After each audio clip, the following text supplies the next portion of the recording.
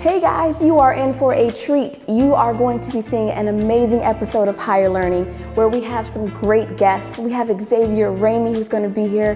He's from the Justice Informed Project, as well as Chantel Varnado. She's an amazing worship leader who's going to have a multicultural experience for us in the studio. So you don't want to miss this. Make sure you stay tuned.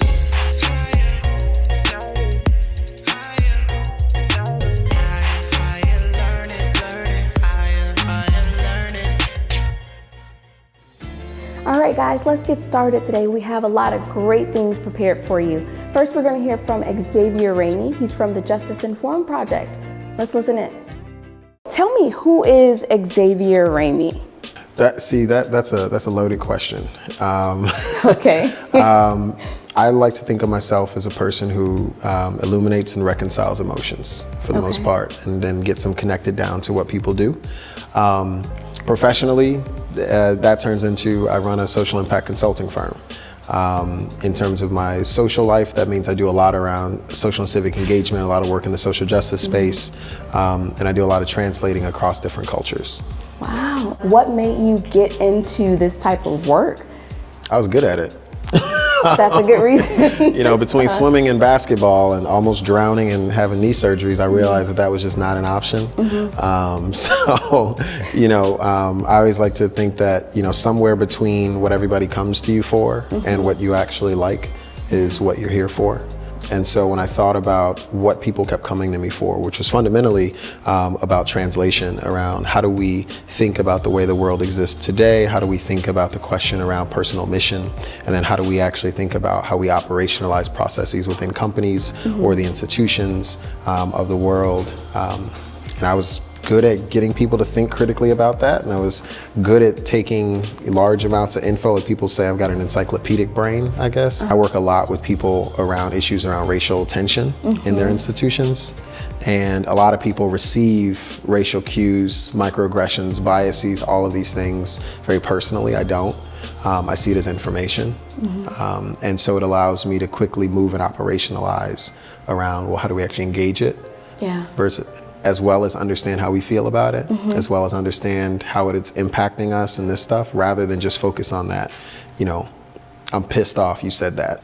Well, I mean, that's the reality though, right? Yeah. People are feeling these ways and nobody's talking about it until it bubbles to the surface, and then everybody sees it. Right. Yeah, so it sounds almost like you're psychology, counseling. It's a lot of that. It's a lot of that. I spend a lot of time talking with people who are either at the point of or actually in front of me crying. It's just things hit people emotionally, and they can be intellectually successful, like very far along in their professional careers, but still be emotionally or socially fragile, as well as underdeveloped in terms of what you actually need to be doing. Like if you're working in a multicultural institution and you're leading it, you should already have those competencies, but we don't grade for that in school. It's really no test or grade to understand or get that knowledge. Which means that there's very little accountability for the teaching of it. And usually until something negative happens, people aren't actually even aware that they should know that, because their pay isn't based off of that, their promotions are rarely based off of that, their social circles aren't based off of that, who they married wasn't based off of that. Like there's, it's not really something that you even bring up in a job interview.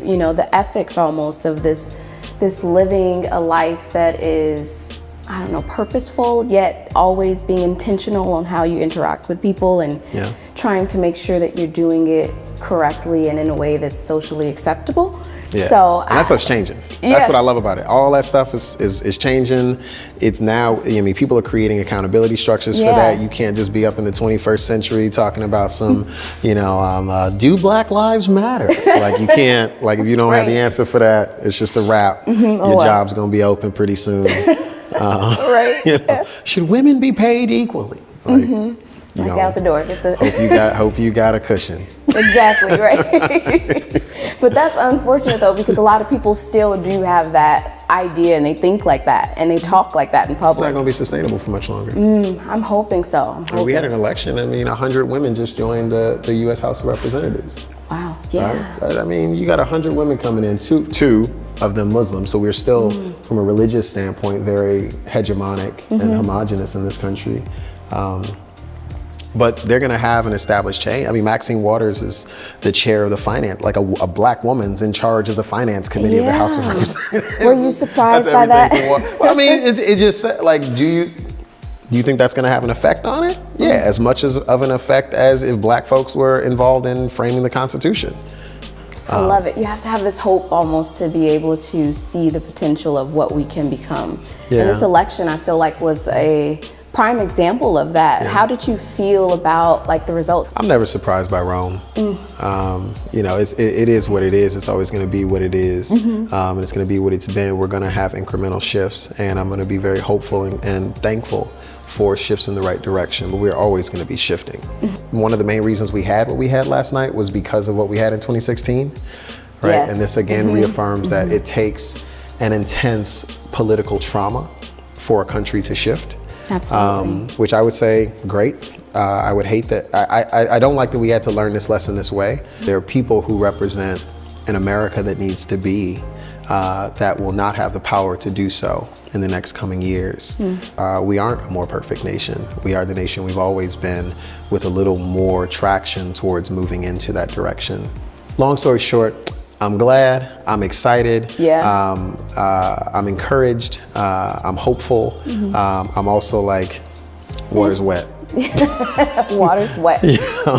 Sums it up, right? Yeah. We've talked about so many great things, and I'm so grateful for you coming here today. I really want to know, before we kind of close out, what is Justice Informed and how people can utilize it? Yeah, so Justice Informed is a social impact consulting firm. I founded it just a while back, and we primarily focus on 4 service areas.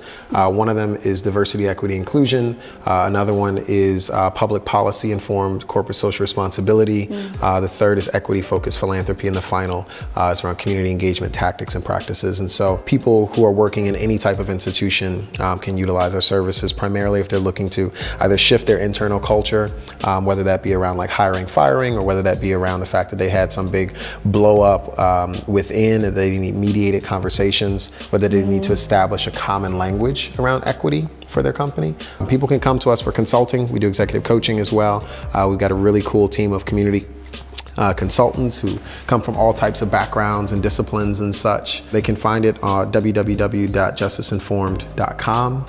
For myself, it's www.xavierramey.com. Well, thank you so much again for coming, and we'll definitely have to keep in contact. Guys, if you want to contact Xavier Ramey, please do so. He's amazing, and we are looking forward to all the work that you're going to do in the future. Thanks, Jackie. All right, we're back, and you are in for a treat. We have a very special guest, none other than Chantel Varnado. She's a worship leader at lots of multicultural churches. So let's check it out. Okay, Chantel, I'm so happy you're here with us today. It is a long time coming. All right. We have some good things to talk about, and I'm excited to hear you sing. But first, for the people who don't know you, could you tell them a little bit about who you are and what you do? I am a worship leader. I am a Chicago artist, Chicago bred artist. Yeah.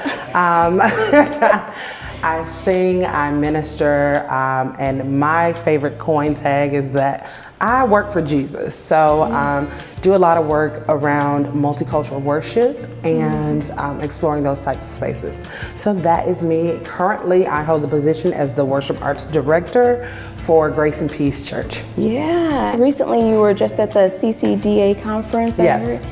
Working there, I taught a workshop on multicultural worship there. Awesome times, great things coming out of CCDA. Absolutely, and great things coming from you as well. So yes, I'm excited. Maybe you can tell us, you have a single coming out soon? I do. November 15th is going to be our first single coming from the Kingdom United Project, and it is entitled Who Can Stand Before the King. We sang in 4 different languages, and it is just a work that is coming from the urban context, which is Christian music, but from our context to really share what we believe God is saying to the church. So that's beautiful, and it's so needed, so I appreciate that. We're going to have you do a little bit of that song very shortly, but before we do that, I have to do a little game with you Okay. because I know that you are fun at heart and it's something that you like to do as well. So this game is called Finish the Lyrics, okay? Sure. So I'm gonna sing a song, or a portion of it, and then I want you to see if you can finish the lyrics because Sure. I believe I'm going to finish. you're gonna finish the lyrics, okay? always She do. claims to have an encyclopedia of songs in her head, so we'll find that out today, okay? We'll see. Let's see. Am I making believe I see in you? Or am I seeing you because you're beautiful? What movie? Name the movie. That is the Cinderella story. Okay, I pulled that way out the vault. This was the Brandy Cinderella story. And Absolutely. doggone it. Okay, I really thought about this, guys. I'm like, which ones would stump her? Okay, let's see. Maybe we can get a hymn out of you. I know you're gonna get all the hymns. 'Tis so sweet to trust in Jesus. Just to take him at his word. Easy. I'm not gonna stump you, am I? Man, I give up. But it's so awesome though, because you have this amazing Rolodex of music. And I love music. I know. And we're so excited to hear it from you very soon. Thank you. Yeah, we're gonna hear from her new single. Absolutely. Who Can Stand Before the King? It hits all digital media outlets November 15th. I'm really excited about it. The first language on this particular single is Ga. So I'm really excited about what God's gonna do. Okay, well, let's hear it. Let's hear it.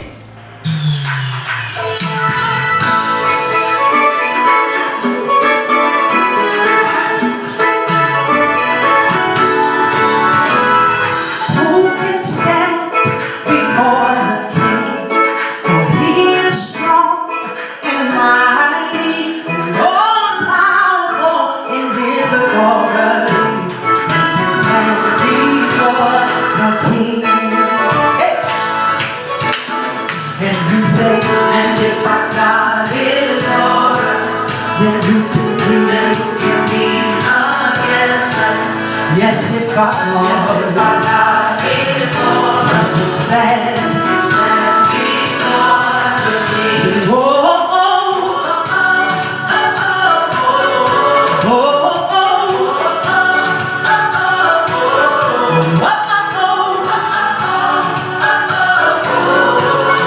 stand